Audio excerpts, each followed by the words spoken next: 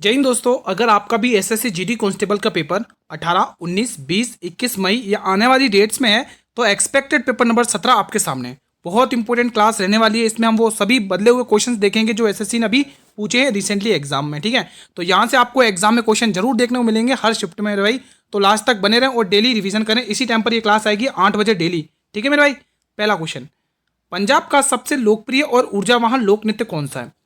देखो, आप मुझे कमेंट करके ये बताइए कि आपका एग्जाम किस डेट में है, किस शिफ्ट में है, अभी तक एडमिट कार्ड आया या नहीं आया, या आप मुझे कमेंट के माध्यम से बता सकते हैं। तो यहाँ पर आपको क्या टिक करना है मेरे भाई? पंजाब का लोकप्रिय आपको क्या टिक करना है? भांगड़ा टिक करना है। Option number B will be the right answer of this question. ठीक है, अगला क्वेश्चन आपकी स्क्रीन पर है, क्वेश्चन नंबर 2। देखो, इस बार दोस्तों एसएससी ने जो क्वेश्चन पूछे हैं थोड़ा अलग लेवल के पूछे हैं दोस्तों, लेकिन ये फिक्स हो गया, ये तय हो गया कि किन टॉपिक से क्वेश्चन आ रहे हैं दोस्तों। ठीक है, तो मैं उन्हीं टॉपिक से रिलेटेड आपके लिए क्लास लगाऊंगा डेली बेसिस पर। 2011 की जनगणना के अनुसार जनसंख्या घनत्व कितना है दोस्तों, बताइए। 2011 की जनगणना के अनुसार जनसंख्या घनत्व 382 है दोस्तों, ऑप्शन नंबर बी। अगला क्वेश्चन देखेंगे, 2011 की जनगणना के अनुसार भारत की कुल साक्षरता दर क्या है? देखो, ये जनगणना वाला टॉपिक फिक्स हो चुका है, हर शिफ्ट में एक क्वेश्चन फिक्स है और एक लोक नृत्य। ठीक है, ये वो दो टॉपिक वो हैं जो फिक्स है, जो हर शिफ्ट में एक एक क्वेश्चन आ रहा है। अब आपसे यहाँ पे क्वेश्चन क्या पूछेगा? महिला साक्षरता दर बताइए। किसी को पता है महिला साक्षरता दर कितनी है दोस्तों? आप मुझे कमेंट के माध्यम से रेस्पॉन्स कर सकते हैं अगर आपको पता है। हालांकि मैंने ये क्वेश्चन बहुत बार पढ़ाया है।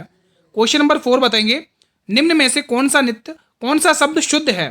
कौन सा शब्द शुद्ध है? इन चारों ऑप्शन में से आपको तय करना है।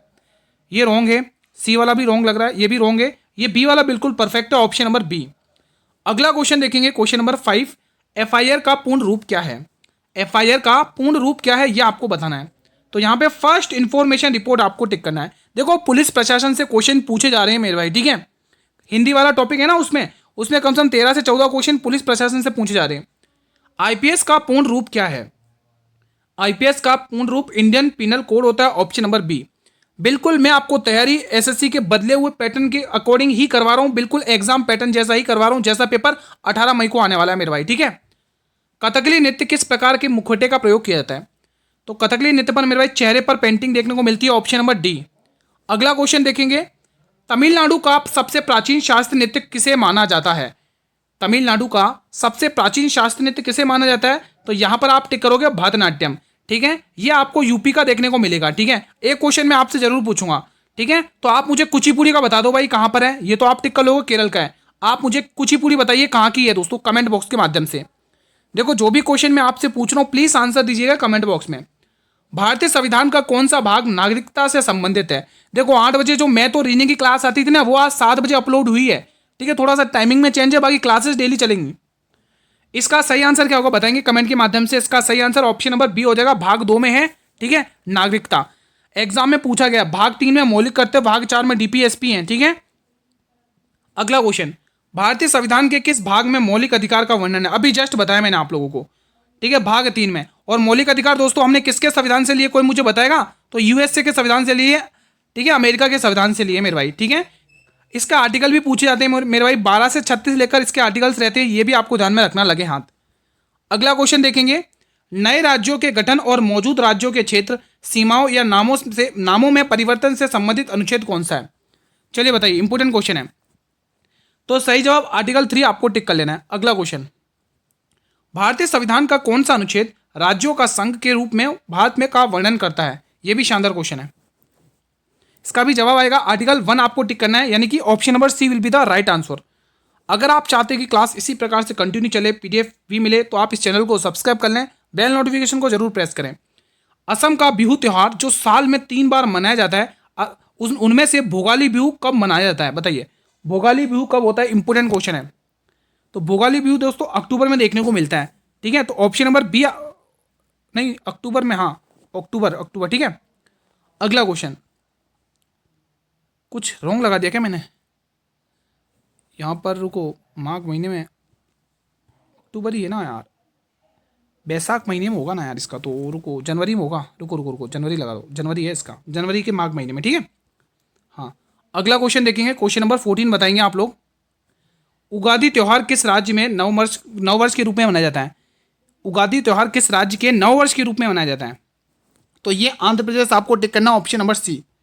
अगला प्रश्न, किस यूनानी राजदूत ने चंद्रगुप्त मौर्य के शासनकाल के दौरान इंडिका की रचना की है? ये जो इंडिका पुस्तक है दोस्तों, पाटलिपुत्र का प्रकाशन इसमें वर्णित है और इसकी रचना करी थी मेगस्थनीज। जी हाँ दोस्तों, ये वही मेगस्थनीज है जो चंद्रगुप्त मौर्य के दरबार में आया था सेल्यूकस निकेटर का दूत बनकर। ठीक है, अगला क्वेश्चन, प्रसिद्ध कलिंग युद्ध का वर्णन अशोक के किस शिलालेख में वर्णित है? इंपॉर्टेंट है, अशोक से क्वेश्चन पूछे जाएंगे दोस्तों। ठीक है, तो यहाँ पे अशोक का 13वां शिलालेख आपको याद रखना है, option number B will be the right answer. Akbar ने दीन ए इलाही धर्म की किस वर्ष में प्रारंभ किया? अकबर ने दीन ए इलाही धर्म किस वर्ष में प्रारंभ किया, यह आपको मुझे कमेंट के माध्यम से बताना है। तो यहाँ पर आपको 1582 टिक कर लेना, option number C. Question number 18, सूर्यास्त के बाद सूर्योदय से पहले किसी महिला को गिरफ्तार करने के लिए किसकी पूर्व अनुमति आवश्यक है? शानदार क्वेश्चन है। इसका सही जवाब आ जाएगा प्रथम श्रेणी मजिस्ट्रेट की। ठीक है, C option will be the right answer. Police प्रशासन से क्वेश्चन पूछे जा रहे हैं। क्वेश्चन नंबर 19, दुग्रम का सही शुद्ध रूप क्या है? ये जो दुग्रम शब्द है इसका सही शुद्ध रूप क्या है, यह आपसे पूछा है। तो सही जवाब आएगा दुर्गम, ऑप्शन नंबर बी। अगला क्वेश्चन, चिरंतन का विलोम शब्द चुनिए। चिरंतन का विलोम शब्द बताएंगे आप लोग। तो यहां पे आपको नश्वर टिक कर लेना, ऑप्शन नंबर बी। अगला क्वेश्चन, भारत ने पहला ओलंपिक स्वर्ण पदक किस वर्ष में जीता था? मतलब कि ओलंपिक से क्वेश्चन आ रहे हैं। ठीक है, देखो ये फिक्स टॉपिक करवा रहा हूं आप लोगों को, जो फिक्स है कि हाँ यहां से क्वेश्चन आना है एग्जाम में।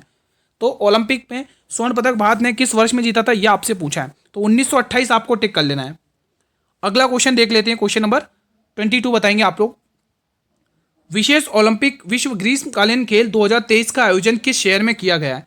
शानदार और इंपोर्टेंट क्वेश्चन आपकी स्क्रीन पर है। तो सही जवाब आएगा Berlin, option number B will be the right answer.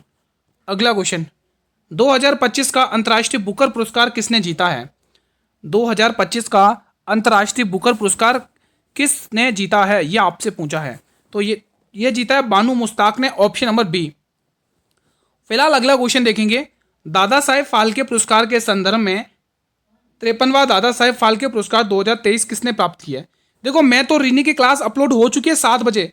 इस क्लास को देखने के बाद वो क्लास आप जरूर देख लेना। ठीक है, देखो क्योंकि स्टूडेंट के कुछ स्टूडेंट डिमांड करे थे ना, सर मैं तो रीनिंग की क्लास लगाई है, तो मैथ रीनिंग की क्लास 7 बजे अपलोड हुई है।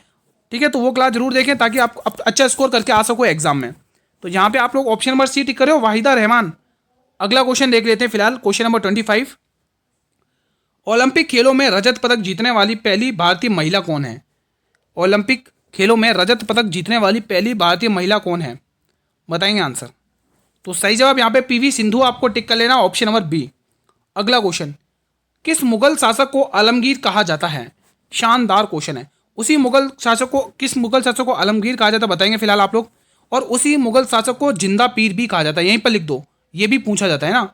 तो जिंदा पीर भी उसी को कहते हैं, आलमगीर भी उसे कहते हैं। तो मैं बात कर रहा हूँ औरंगजेब। ठीक है, ये आपको ध्यान रखेंगे। और ये किसको कहा जाता है? औरंगजेब को ही कहा जाता है। इसकी डेथ पूछी गई है आपको, अभी एग्जाम में पूछा था कि इसकी डेथ कब हुई थी? 1707 में हुई थी मृत्यु। ठीक है, ये एग्जाम में अभी रिसेंटली पूछा हुआ आपके एसएससी जीडी में। अगला प्रश्न, भारत में पंचवर्षीय योजनाओं को अंतिम स्वीकृति कौन देता है? इंपॉर्टेंट क्वेश्चन है ये आपके स्क्रीन पर। चलो एक क्वेश्चन पूछता हूं मैं आपसे। ठीक है, आप मुझे बताइए सेबी की स्थापना किस पंचवर्षीय योजना के तहत हुई थी? सेबी की स्थापना किस पंचवर्षीय योजना के तहत हुई थी? नाबार्ड की स्थापना किस पंचवर्षीय योजना के तहत हुई थी? इन दो क्वेश्चन का आप मुझे कमेंट के माध्यम से आंसर देंगे आप लोग। तो यहां पर आप लोग क्या जवाब टिक करोगे मेरे भाई? डी वाला ऑप्शन टिक करना है, राष्ट्रीय विकास परिषद। ठीक है, अगला क्वेश्चन, राष्ट्रीय कृषि एवं ग्रामीण विकास बैंक की स्थापना किस योजना के दौरान की हुई थी? इंपॉर्टेंट क्वेश्चन है। अभी जस्ट मैंने आपसे पूछा नाबार्ड के बारे में और नाबार्ड वाला क्वेश्चन ही आपके सामने।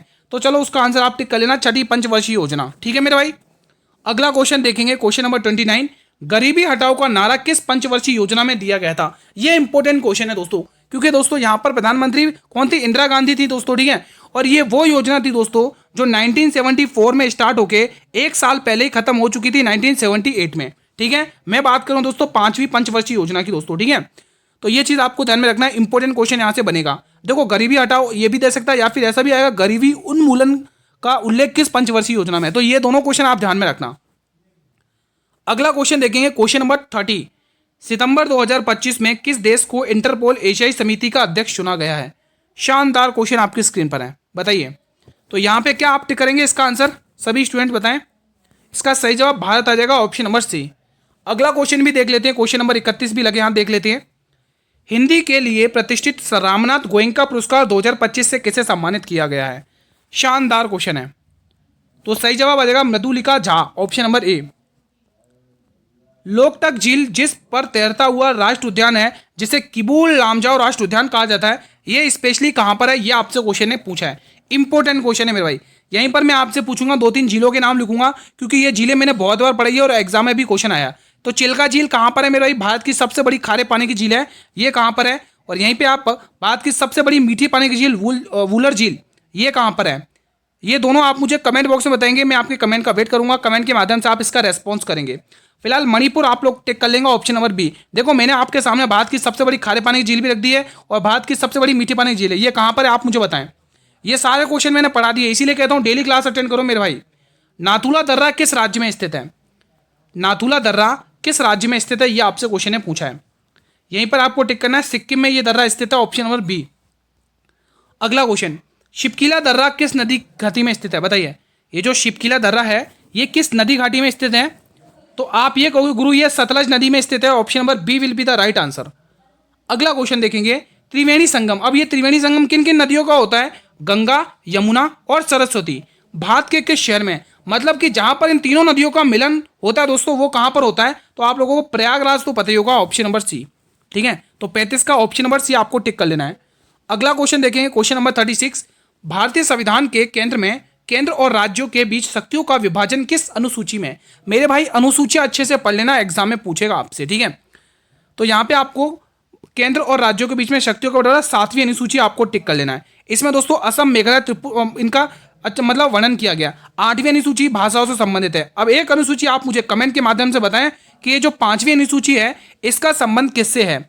सारी अनुसूचियां मैंने रटवा रखी है, अब 1 से लेकर 12 अनुसूचियां अच्छे से पढ़वा रखी है मेरे भाई। ठीक है, क्वेश्चन 37 बताइएगा, राज्य के महाधिवक्ता की नियुक्ति किस अनुच्छेद के तहत की जाती है? मेरे भाई नियुक्ति बहुत अच्छे से पढ़ना, मैं आपको बता देता हूं एग्जामिनर कैसे क्वेश्चन पूछ रहा है। या तो राज्यपाल की नियुक्ति पूछ रहा है, किसके द्वारा की जाती है? राज्यपाल को शपथ किसके द्वारा दिलाई जाती है? राष्ट्रपति को शपथ कौन दिलवाता है? राष्ट्रपति अपना त्यागपत्र किसे देता है? उपराष्ट्रपति किसे त्यागपत्र देता है? महाधिवक्ता की नियुक्ति कौन करता है? वित्त आयोग को अध्यक्ष कौन होता है? ऐसे क्वेश्चन पूछे जा रहे हैं। ठीक है, न्यूनतम आयु, अधिकतम आयु, तो ये चीजें ध्यान रखना। आपको पूछा राज्य के महाधिवक्ता की नियुक्ति कौन करता है, तो यहाँ पे आपको 165 आर्टिकल ध्यान रखना, कौन क्या अनुच्छेद के तहत करता है, तो 165 आर्टिकल ध्यान में रखना है। ठीक है मेरे भाई, चीजें क्लियर है ना। अगला क्वेश्चन, किस मुगल शासक के शासनकाल में मनसबदारों में हिंदुओं का अनुपात सबसे अधिक है? मतलब लगभग 30% से ज्यादा है। चलिए बताइए इसका आंसर, बहुत ही इंपॉर्टेंट क्वेश्चन है। तो सही जवाब आपको औरंगजेब टिक कर लेना, ऑप्शन नंबर सी। अगला प्रश्न देखेंगे, किस शासक ने शासन सबसे पहले जजिया कर को ब्राह्मणों पर भी लगाया था? जजिया कर को ब्राह्मणों पर भी लगाया। देखो जजिया कर पूरी तरह से किसने समाप्त किया? पूरी तरह से समाप्त किसने किया था, मुझे कोई बताएगा?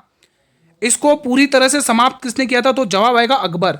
इसको जो पूरी तरह से समाप्त किया था वो था अकबर, ध्यान रखना। ठीक है, अकबर ध्यान रखना। ठीक है मेरे भाई, अब आपको पूछा है पुनः मतलब ब्राह्मणों पर किसने लगाया था, तो यहाँ पे आप फिरोज शाह तुगलक टिक कर रहे हो, बिल्कुल सही टिक कर रहे हो। फिरोज शाह तुगलक आप टिक कर रहे हो तो बिल्कुल सही टिक कर रहे हो मेरे भाई। जजिया कर सबसे पहले ब्राह्मणों पर लगाया था और पुनः किसने लगाया था? औरंगजेब ने। अगला क्वेश्चन, अहमदनगर की उस महिला का नाम बताएं जिसने मुगल सेना के खिलाफ बहादुर से लड़ाई लड़ी थी मेरे भाई। अपनी वीरता से लड़ाई, वीरता का परिणाम दिया था मेरे भाई। ठीक है, बहुत अच्छा मतलब है। तो बताइए इसका आंसर। तो यहाँ पे चांद बीबी आपको टिक करना है, ऑप्शन नंबर बी। अगला क्वेश्चन देखेंगे, क्वेश्चन नंबर 41। भारत में नीली क्रांति किससे संबंधित है, बता दीजिए। इस टाइप के क्वेश्चन पूछे गए। हरित क्रांति के जनक किसे कहा जाता है, ये भी क्वेश्चन पूछा गया। तो नीली क्रांति बता देंगे आप लोग यहाँ से, ये किससे रिलेटेड है? तो इसका सही जवाब आपको मछली उत्पादन टिक करना है, ऑप्शन नंबर बी। अगला क्वेश्चन, भारत में हरित क्रांति के जनक कौन माने जाते हैं? अब ये भी बता दो कि हरित क्रांति के जनक कौन है भाई, सभी वीर से रिक्वेस्ट है। सही जवाब आ जाएगा MS स्वामीनाथन, बी वाला ऑप्शन। अगला प्रश्न, शर्मिला बिस्वा जिन्हें 1991 में सर्वश्रेष्ठ नृत्यकला पुरस्कार मिला है, किस शास्त्र नृत्य से संबंधित है? शानदार क्वेश्चन है, चलिए बताइए इसका आंसर, बहुत ही इंपॉर्टेंट है। तो यहाँ पे आप लोग पहला ऑप्शन टिक कर रहे हो क्या? गलत है भाई, पहला वाला बी वाला ऑप्शन होगा। 43 का बी वाला आपको टिक कर लेना है। तो इन्हें दोस्तों इनका संबंध ओडिसी नृत्य से है। चलिए मेरे भाई अगला क्वेश्चन भी देख लेते हैं, लगे हाथ। क्वेश्चन नंबर 44 बताइएगा, सितारा देवी किस नृत्य शैली से संबंधित हैं? तो बताएंगे इसका आंसर। सितारा देवी का संबंध दोस्तों कथक नृत्य शैली से, ऑप्शन नंबर ए। अगला क्वेश्चन देखेंगे 45। भारत के किस शास्त्रीय नृत्य में राधा कृष्ण की कहानियां मुख्य रूप से होती हैं भाई? बहुत इंपॉर्टेंट है, बहुत ही इंपॉर्टेंट क्वेश्चन है। देखो अब यहाँ पे मैं कुछ टिक करवा देता हूँ। सबसे पहले ये आप टिक करोगे केरल का है। केरल एकमात्र भारत का ऐसा स्टेट है जिसके 2 क्लासिकल डांस है मेरे भाई, ठीक है। तो यहाँ पे आप भरतनाट्यम टिक कर लो, कहाँ का है, शॉर्ट में लिख दो तमिलनाडु, ठीक है। मणिपुरी मणिपुर का ही है मेरे भाई, ठीक है। देखो अभी तक एग्जाम में क्या क्या पूछा जा चुका है, सत्रिया पूछ लिया और ये भरतनाट्यम पूछ लिया, कथकली को और मोहिनीअट्टम पूछ लिया। अब आपसे दोस्तों कथक पूछेगा या कथकली पूछेगा। यहाँ पर कथक आपको यूपी का क्लासिकल डांस टिक करना है, लेकिन आपको पूछा राधा कृष्ण की लीलाओं पर आधारित है, वो कौन सा नृत्य है दोस्तों? तो आप क्या कहोगे बताइए? आपको गुरु वो मणिपुरी है, मणिपुर नृत्य में राधा कृष्ण की कहानियों पर होती है दोस्तों, ठीक है। तो बी वाला ऑप्शन यहाँ पर टिक कर लेना है। अगला क्वेश्चन देखेंगे, भारत में छठी आर्थिक जनगणना निम्न में से किस वर्ष में होती है? मेरे भाई it's a very important question for your exam point of views, please answer दें कमेंट के माध्यम से। तो सही जवाब हो जाएगा 2013 में, option number B will be the right answer. अगला क्वेश्चन, डंडारी नृत्य शैली का संबंध भारत के किस राज्य से है? मेरे भाई ये डंडारी नृत्य शैली कहाँ की प्रचलित है? It's a very important question, बताइए। किसी को पता है तो कमेंट बॉक्स में बता सकते हैं। तो यहाँ पे तेलंगाना टिक कर लेना, option number D will be the right answer. अगला क्वेश्चन देखेंगे, क्वेश्चन 45 48। किस प्रकार का व्यय उन व्ययों को संदर्भित करता है जिनमें भौतिक या वित्तीय संपत्तियों का सृजन नहीं होता है? शानदार क्वेश्चन है, चलिए बताइए। तो यहाँ पर दोस्तों आपको देखो बी वाला ऑप्शन नहीं होगा, पूंजीगत व्यय नहीं होगा, ना ही इसमें राजकोषीय व्यय होगा, ना ही दोस्तों इसमें विकास संबंधी व्यय होगा। सही जवाब हो जाएगा राजस्व व्यय, option number A will be the right answer. भारतीय खिलाड़ी अंकित दास निम्न में से कौन सा खेल खेलती हैं? चलिए बताइए। एक क्वेश्चन आप होमवर्क में दूंगा मैथ्स वाला, ठीक है, करना आंसर कमेंट बॉक्स में, तो बने रहे वीडियो क्लास तक। तो यहाँ पे आपको टेबल टेनिस टिक कर लेना है, option number C will be the right answer. फिलहाल क्लास का अंतिम प्रश्न, तपन कुमार पटनायक निम्न में से किस नृत्य शैली में संगीत नाटक अकादमी पुरस्कार जीता है? जो तपन कुमार पटनायक हैं उन्होंने किस नृत्य शैली में कौन सा पुरस्कार जीता है मेरे भाई? बताइए। संगीत नाटक अकादमी पुरस्कार जीता है, तो बताइए इसका सही जवाब। सही जवाब आपको छऊ नृत्य शैली आपको टिक कर लेना। चलिए अब मैं एक क्वेश्चन आपको होमवर्क में जरूर देता हूँ, एक आध क्वेश्चन होमवर्क में दे देता हूँ, ठीक है। तो आज मैं क्वेश्चन दूँ, कहाँ से दूँ? चक्रवृद्धि ब्याज का दे दूँ, सीआई का, कंपाउंड इंटरेस्ट का क्वेश्चन दे दूँ? चलिए लिखिए मूलधन। मूलधन आप लोग लिखेंगे यहीं पर, मूलधन है मेरे भाई 10,000 रुपये। कितना है? 10,000 रुपये है, ठीक है, 10,000 रुपये है। और जो दर है, दर प्रतिशत है, दर प्रतिशत वो आप लिखेंगे मेरे भाई कितना? दर प्रतिशत लिखेंगे आप लोग, कितना लिखें? एक काम करते, थोड़ा कैलकुलेटिव दूंगा, मजा आएगा करने में, ठीक है। तो यहाँ पे दर प्रतिशत लिखो आप 8% की, ठीक है। और समय जो है ना, समय है 1.5 साल का, समय है 1.5 साल का, ठीक है। समय कितना मेरे भाई? 1.5 साल। यहाँ पे लिख दूँ 1/2, 1.5 साल, ठीक है। और आपको जो ब्याज निकालना है वो कंपाउंड एनुअली, मतलब हाफ ईयरली का केस है, हाफ ईयरली अर्धवार्षिक का केस है।